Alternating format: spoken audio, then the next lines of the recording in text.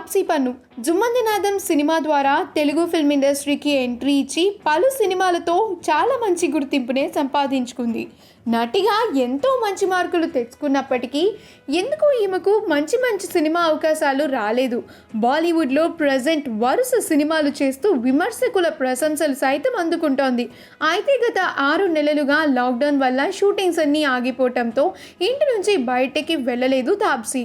దాంతో రీసెంట్గా తాప్సీ మాల్దీవ్స్కి వెకేషన్కి వెళ్ళింది. ఈ వెకేషన్లో తన 2 చెల్లెలతో పాటుగా బాయ్ ఫ్రెండ్ మాథ్యూతో కలిసి మాల్దీవ్స్లో ఎంజాయ్ చేస్తోంది తాప్సీ గత కొంతకాలంగా ఫారెన్ బ్యాడ్మింటన్ ప్లేయర్ మాథ్యూ బూతో ప్రేమలో ఉంది. రీసెంట్గా మాథ్యూ ఈ వెకేషన్కి సంబంధించిన కొన్ని బ్యూటిఫుల్ పిక్చర్స్ని షేర్ చేశారు.